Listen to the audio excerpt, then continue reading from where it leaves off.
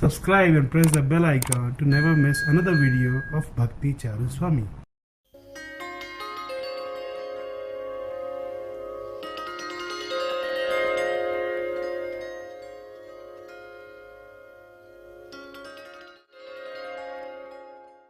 Krishna. First of all, I want to extend my heartfelt thanks to His Holiness Trivikram Maharaj. It is he who actually came to Orlando and started the preaching project here. And for many years, Maharaj has given a lot of his time, energy and wisdom to develop this project. And we feel very thankful to you, Maharaj, for all your wonderful contribution to Srila Prabhupada. Srila Maharaj is one of the senior most disciples of Srila Prabhupada. And he is one of the two senior most sannyasis of ISKCON today. Jai Pataka Maharaj.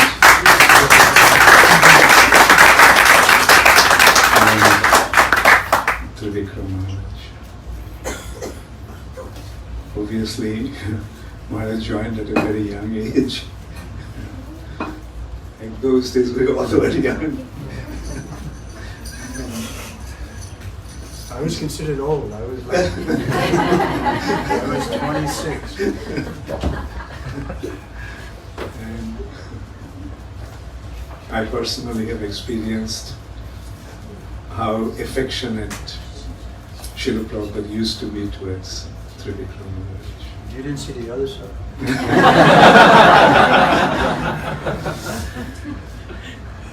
So, yeah, this is Srila Prabhupada's ISKCON. Srila Prabhupada came, a 70-year-old man from India, at a time when the youth of America were actually searching for a counterculture, positive alternative, and Srila Prabhupada came to America at a time like that. In those days, the youth of America, their consideration was that their whole world is consisting of the youth. And those who are not freaks, those who are known as hippies, actually the hippies never identified themselves as hippies. They used to identify themselves as freaks, yeah? And those who are not freaks, they are straights. And those who are beyond 30, they are of another world. And they had nothing to do with those people because their mentality was different. They were not in a position to understand them. So at a time like that, Srila Prabhupada came, and a 70-year-old man, at a time when the youth used to consider that anyone who was beyond 30, above 30, he was from another world, who had nothing to do with them. Srila Prabhupada, the 70-year-old person, came and he conquered their hearts. As you all know, Srila Prabhupada came here penniless. Of course, penniless is an English expression, British expression. The American expression will be scentless. And literally, Prabhupada didn't even have a single cent in his pocket. He had about 40 Indian rupees. But what was the value of those rupees in India at that time? I mean, in America at that time? It was just a piece of paper that without any value, without any significance. And not only that, Srila Prabhupada didn't have any money with him. Prabhupada didn't know a single person in America at that time. Prabhupada didn't know where he was going to stay. Prabhupada didn't know what he was going to eat. In such uncertainty, Srila Prabhupada came to America. How could anyone dare to venture into such an adventure? One can dare to do that only when one has implicit faith in Krishna. And that actually shows Srila Prabhupada's spiritual position. I mean, what to speak of coming to America from India penniless? Would you even like to go to Orlando City without any money in your pocket? Will you ever go to any place without knowing anybody there? Without making any prior arrangement? Would you ever venture to go there? At least I can say that I would not dare to do that. But Srila Prabhupada did that. And that was Srila Prabhupada's spiritual position. He had implicit faith in Krishna. And he had implicit commitment. He had absolute commitment to his spiritual master's instruction to him. That he received in 1922, about 43 years before. His spiritual master told him to take the message of Sri Chaitanya Mahaprabhu and spread it all over the world through English language. So, this is how Srila Prabhupada came, and then we can see what happened. Fortunately, one person responded to Srila Prabhupada's letter that Prabhupada posted to him just before boarding the ship, Jaladita. And that also was just a son of one of his acquaintances from Mathura, Gopal Agarwal. And he wrote to Gopal Agarwal that he was coming. That's about all. He gave the information about the ship and the time when he would be arriving. And Gopal Agarwal didn't even have any possibility to either write to Srila Prabhupada, yes or no. Just depending upon that one person, Srila Prabhupada came to him. Fortunately, Gopal Agarwal responded favorably. Here is also Krishna's divine arrangement. Through Gopal Agarwal, Krishna acted. Prabhupada arrived in New York,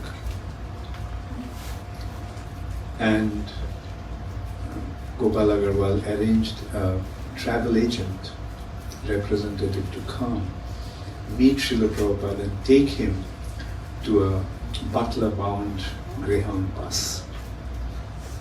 Put him there in the bus, and Gopal Agarwal received Srila Prabhupada at the middle of the night. And he made arrangements for Srila Prabhupada in the YMCA, Young Men's Christian Association boarding facility. They have some sort of accommodation facility. So he arranged for Prabhupada to stay there. And he was very nice. And the other thing is that Gopal Agarwal was an Indian who was married to an American, Sally Agarwal. And one can well imagine, his household situation. Like, obviously he lost half of his Indian heritage probably, compromising with the American life, with his American life. And obviously he was not a vegetarian. But he arranged for Srila Prabhupada to cook separately. He bought new pots and pans. And the amazing thing is that Sally became so attracted to Srila Prabhupada. Prabhupada stayed there for about 2 weeks. Prabhupada didn't come to America to stay in a small little town like Bangla in Pennsylvania. Prabhupada needed to go to a major city, a big city. And so Prabhupada went to New York. And by the time Prabhupada developed some acquaintances in New York. One of them is Dr. Mishra. Dr. Mishra was a doctor, medical doctor, who actually gave up his medical profession in order to teach yoga. He became more of a yoga guru than a doctor. He literally gave up his medical profession. He had an ashram called Ananda Ashram. And he invited Srila Prabhupada to stay there for at least for some time. On the way, Srila Prabhupada stopped in Pennsylvania, Philadelphia, and he visited the university, the University of Pennsylvania. And then Prabhupada came to New York. Now there was a major problem for Srila Prabhupada. Like Dr. Mishra was a Mayavadi. And for a devotee's attitude is like he would rather stay in a same room with a poisonous snake than with Mayavadi. Because the Mayavadis, in a way, they are actually covered atheists, unfortunately. So Prabhupada had to stay at his place. That's the only place Prabhupada actually had in New York. But that's another wonderful quality of a devotee, that wherever he goes, he makes friends. And Dr. Mishra became a very intimate friend of Srila Prabhupada. Dr. Mishra was sick at that time. And Prabhupada used to cook himself. And Dr. Mishra mentioned later on that just by eating Srila Prabhupada's food cooked by Srila Prabhupada, he became cured. That is the potency of Krishna Prasad. And anyway, Prabhupada stayed in Ananda Ashram for a while, and in the meantime, Srila Prabhupada developed some relationship with some young boys while staying in that ashram. And eventually, with the help of those boys, he got a place to share with somebody in the Lower East Side. The name of that boy was David Allen. David Allen was a product of the youth culture of that time. He was addicted to drugs, especially those days they were into LSD. But coming in contact with Srila Prabhupada, he gave up his bad habits. He stopped taking drugs. And he became such an ardent follower of Srila Prabhupada. And Prabhupada actually wrote to one of his godbrothers in India about David Allen. And he mentioned that most really David Allen would become his first American disciple. But unfortunately, after some time, David went back to his bad habits. He started to take LSD. And when he started to take LSD, his behavior became erratic. And he started to argue with Srila Prabhupada. And then one day, he just freaked out in LSD. And he attacked Srila Prabhupada, tried to attack Srila Prabhupada. Srila Prabhupada ran down the stairs, came into the street, And he phoned one of his acquaintances, young boys, Michael Grant, and told him what happened. They all were from the same group actually, David, Michael Grant, others. And Prabhupada told what happened. So Michael Grant actually arranged some accommodation for Srila Prabhupada. Not with, at his place he didn't really have large enough place to accommodate Srila Prabhupada. He arranged it with another friend of his. So Srila Prabhupada moved in there for some time. And then after that Srila Prabhupada, Michael Grant actually found a place for Srila Prabhupada. And that is the 26th Avenue. The matchless gift. And behind that, storefront, beyond that small patch of land, there was the building, and he rented one bedroom apartment for Srila Prabhupada there. And that's how Krishna consciousness movement started. And this Michael Grant is actually our Mukunda Maharaj. Mukunda Maharaj's contribution is inconceivable in our movement. He is the first one to get this 26th Avenue for Srila Prabhupada, 22nd Avenue for Srila Prabhupada.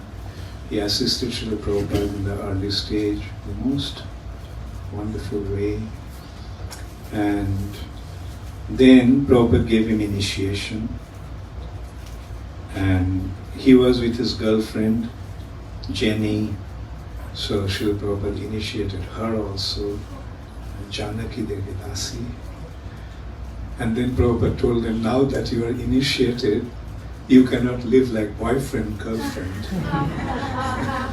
You have to get married. So Prabhupada personally conducted their wedding. And Janaki's sister, who is Jamuna Devi Dasi, she flew in to assist Srila Prabhupada in the wedding. And then Srila Prabhupada told Mukunda Maharaj and to go and start something in San Francisco.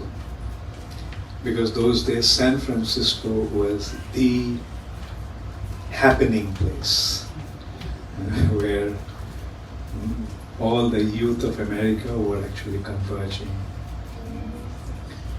in Golden Gate Park. So on the way, Srila Prabhupada teamed up with two of his other friends, Shamsundar Prabhu and Guru Das Prabhu, and their wives. So three couples actually went to San Francisco and started a new chapter. Just like the 22nd Avenue, they got a place near Haight-Ashbury, which was the place where things were really happening, next to Golden Gate Park. And there, Srila Prabhupada started preaching in San Francisco. All kinds of wonderful things started to happen. I mean, like this is a clear indication that how Krishna was actually directing Srila Prabhupada. It was Krishna who was making all the arrangements for Srila Prabhupada. One such amazing happening was Shamsundar Prabhu's wife, Malati Devi. Those days she was not initiated, she was Melanie. So she got a curious looking figure. And she thought that maybe Swami will like it. So she wanted to give it to Srila Prabhupada. And one thing I generally don't like to mention, but since she herself mentions that, I think I can take the liberty to mention that. That small little figure, she didn't buy, she stole from it.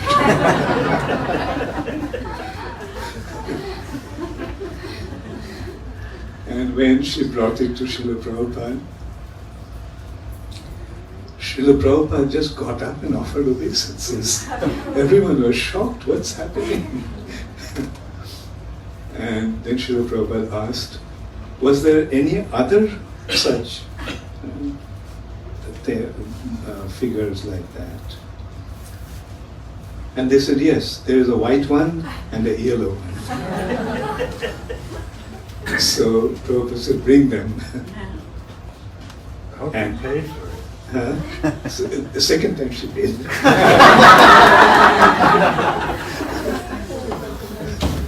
So those were the early days. You can see how ISKCON was developing. So, and then they got to know that they are the deities of Jagannath, Baladev, and Subhadra. See how miraculously they appeared. And then Srila Prabhupada said, by the way, Shyamsundar Prabhu knew how to do carving, wood carving. So when Prabhupada got to know that, Prabhupada told him to make the bigger deities out of like them. So he made them. So these were the first three deities that appeared in ISKCON. They started to worship. Prabhupada taught them how to worship, but they didn't know what they were doing, like showing some incense and ghee lamp and so forth. And then one afternoon, Srila Prabhupada came down. Prabhupada was actually, downstairs was the storefront, and upstairs Srila Prabhupada was staying. So Srila Prabhupada came to the storefront, and Prabhupada saw Jagannath is missing. So Prabhupada asked what happened. So the devotees who were there at the time said that the devotees, other devotees have taken Jagannath to Golden Gate Park. So Prabhupada went to Golden Gate Park and he saw that so many devotees and youth, young boys and girls, they're chanting Hare Krishna and dancing in front of Lord Jagannath. So that really melted Srila Prabhupada's heart.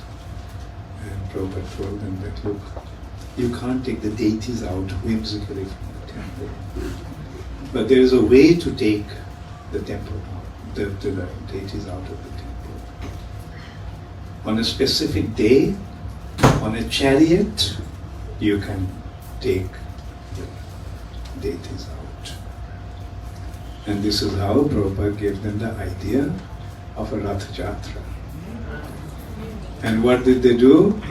They got a flatbed truck, they decorated that, and took Jagannath, Baladev, Subhadra, and started the Rath Jatra festival in Golden Gate Park. And that's how Jagannath's Rath Jatra festival started. And actually within 2 years after that, that festival got such a big popularity that the mayor of San Francisco announced that day to be a holiday.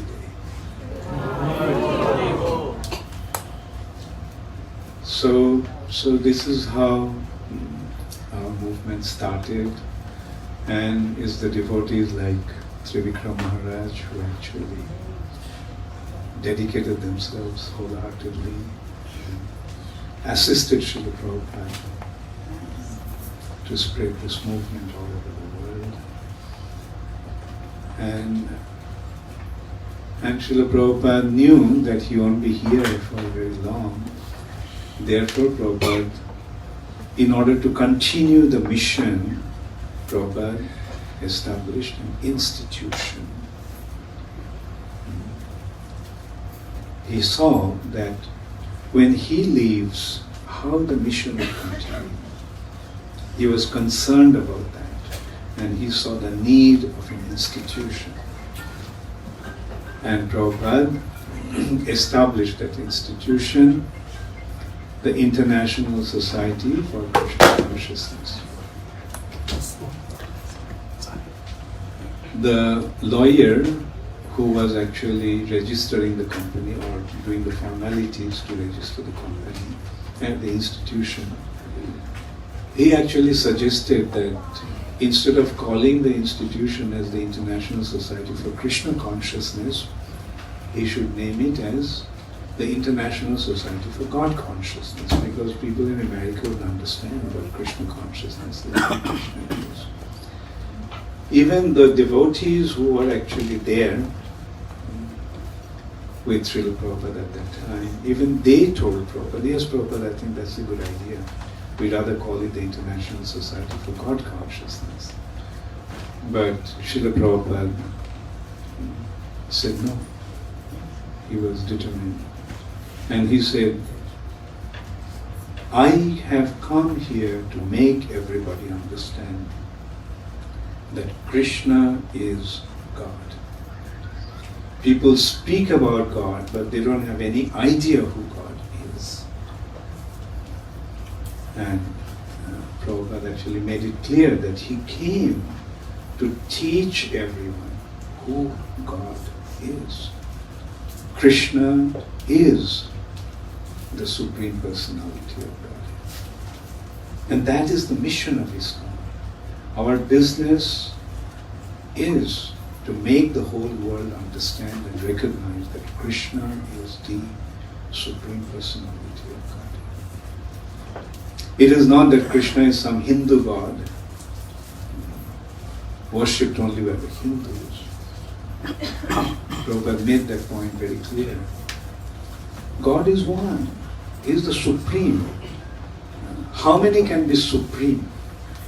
If we literally go into that expression, Supreme means no one is above him, and even no one is equal to him. The Sanskrit word for that is Ashamordha. Asama, no one is equal to him. Urdha, no one is superior to him. Srila Prabhupada pointed out that God is one. And he is identified by different qualities in his pastimes. Like in English also, God is identified as omnipotent, omnipresent, omniscient, Almighty. almighty, right? All-powerful, omnipotent, almighty means all-powerful. Who is all-powerful? Only God is all-powerful. Omniscient, he knows everything. Only God is able to know everything. He is omnipresent, he is present everywhere. Similarly, Krishna means all attractive. All attractive. He is all attractive. Who can say that he is all attractive? We want to be attractive to impress others, but like what are the features of attraction? That's also like we can see. The Vedic understanding was so clear. All attractive. Why all attractive? Let us consider the features of attraction. Wealth is a feature of attraction. When somebody has wealth, we are attracted to him. Strength is a feature of attraction. When somebody is very powerful, we become attracted to him. When somebody is very famous, we become attracted to him. When somebody is very wise, we are attracted to him. And when somebody is renounced, we are attracted to him. Now, Krishna has all these 6 features of attraction to the absolute extent. He has all the wealth, he has all the strength, he has all the fame, all the beauty, all knowledge, and all renunciation. Therefore, Krishna is all attractive. When one becomes properly exposed to him, then he naturally becomes attracted to him. That's why he is Krishna. He is the supreme enjoyer and he is the giver of supreme pleasure. Therefore he is Rama. He is the source of, he is the shelter and support of all living entities. Therefore he is Narayan. He is the source of creation, therefore he is Vishnu. At the same time, he performed his pastimes as son of Nanda Maharaj. Therefore he is Nanda Nandan, Jashoda Nandan. He is dear to the gopis. Therefore he is Gopinath. So all these names that Krishna has are actually significant to his qualities, signifying his qualities and pastimes. Sometimes when Prabhupada challenged that, oh, Krishna is your God, and that's why you are accepting him. Prabhupada's reaction to that was, response to that was, well, Krishna is my God and I have these ideas about Krishna. What is your God? Who is your God? And what's your idea about God? We can see that they don't have any answer. They say God, God, God. God the Father, God loves, love God, and so forth. But who is He? What does He look like? Where does He live? What does He do?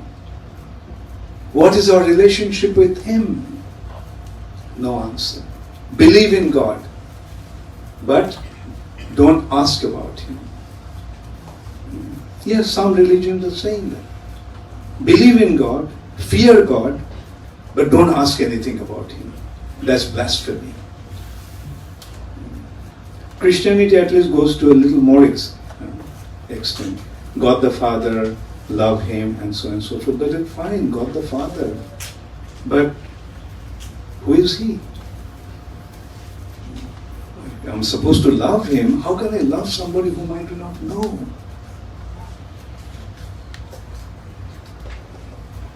Whereas, when you come to Krishna consciousness, Prabhupada said, rather jokingly, if you want to know about God, come to me. I can tell you what He looks like. I can tell you what He does.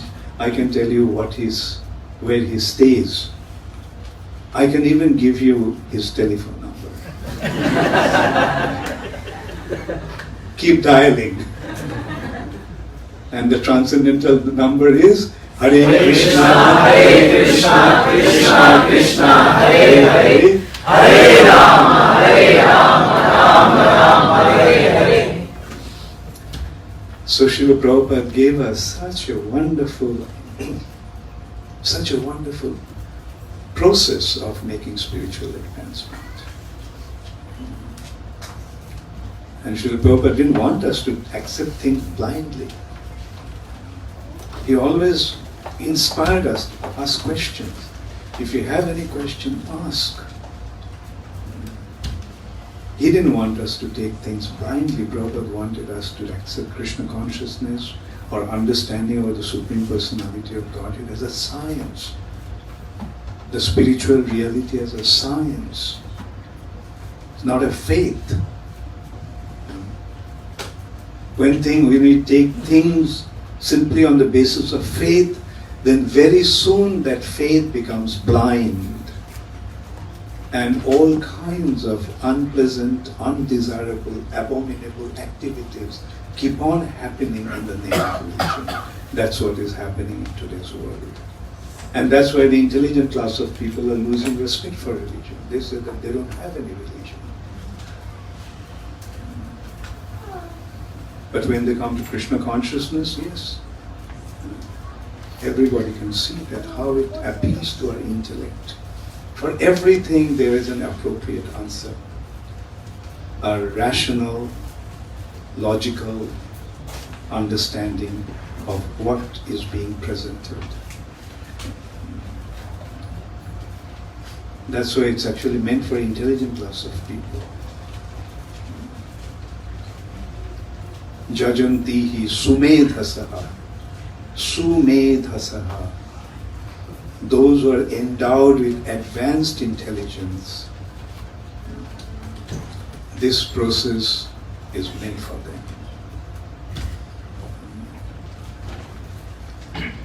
So I'm very happy to see so many intelligent individuals are here today. Thank you. Hare Krishna. All glories to Srila Prabhupada. Does anybody have any question? I have a question. Yeah, sure. Like you said that Krishna is all pleasure, Yeah. so attractive. Yeah. But you said something about Lord Ram in reference to pleasure. Pleasure. I don't understand how that. Oh yeah, good. Actually, this Ram indicates Krishna also. Okay. Ramate iti Rama. Ramate means one who gives enjoyment. He himself enjoys and he gives joy to others. Therefore, he is Rama. Ramate iti Rama. Radha, Raman, Rama. So Maharaj, they say this in reference to only Lord Ram, not Krishna, giving pleasure. Yeah, well, that is, Ram also will indicate that, because isn't he giving pleasure to everybody? All his citizens, as the king, what was his concern? To give pleasure to his citizens, without his followers, without caring for his own personal interest. So that's why he is Ram. Thank you so much, Maharaj. Hare Krishna. Hare Krishna. Thank you.